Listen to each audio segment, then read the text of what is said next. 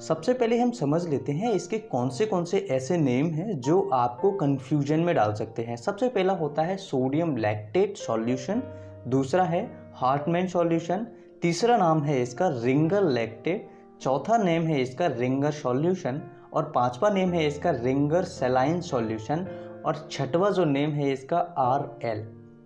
ठीक है, इसे शॉर्ट फॉर्म में हम RL कहते हैं। और यहाँ पर देखिए, आप जैसे ही ऊपर देखेंगे तो compound sodium lactate injection IP patient को फ्लूइड के साथ में जाते हैं। अगर हम साइड इफ़ेक्ट्स की बात करें तो इसके साइड इफ़ेक्ट्स में सबसे पहला है स्वेलिंग, इडिमा, यानी कि पेशेंट को ज़्यादा दे दिया जाए या फिर किसी पेशेंट को रिएक्शन हो जाए तो स्वेलिंग हो सकती है, पेशेंट को रिएक्शन हो सकता है, एडिमा हो सकता है।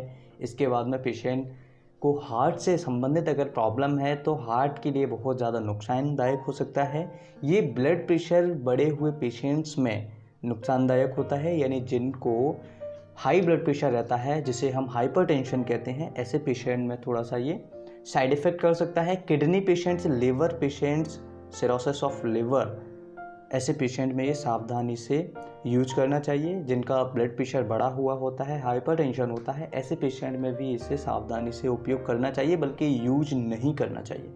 अगर हम बात करें उपयोग के बारे में, यूजेस के बारे में, तो डिहाइड्रेशन यानी कि शरीर में पानी की कमी, और अगर किसी पेशेंट को हाइपोटेंशन है यानी ब्लड प्रेशर जिन मरीजों का कम होता है, ऐसे मरीजों को भी RL का फ्लूइड दिया जाता है। और मेडिकेशंस डिलीवर यानी कि ऐसे पेशेंट में जिनको मेडिसिन देनी हो, ऐसे पेशेंट्स में भी RL का उपयोग किया जाता है।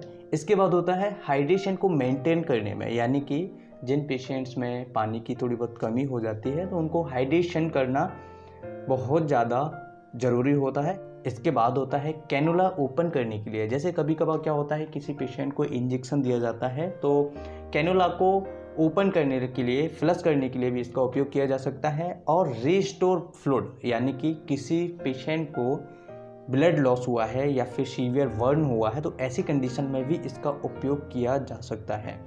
ऐसे पेशेंट्स जिनको डिहाइड्रेशन है, डिहाइड्रेशन कई कारणों से होता है, जैसे कि वोमिटिंग है कॉमनली, और इसके बाद में होता है डायरिया। तो डायरिया और वोमिटिंग की वजह से अगर किसी पेशेंट को डिहाइड्रेशन है, इवन किसी दूसरे कारण से अगर डिहाइड्रेशन होता है, जैसे एक्सेसिव स्वेटिंग किसी पेशेंट को हो रहा है, एक्सेसिव स्वेटिंग की वजह से भी पेशेंट को डिहाइड्रेशन हो सकता है, बहुत ज़्यादा पसीना आने की वजह से। इसके साथ अगर हम बात करें ऐसे कौन से पेशेंट्स हैं या फिर इसे कब यूज नहीं करना चाहिए, मैं आपको पहले बता चुका हूँ।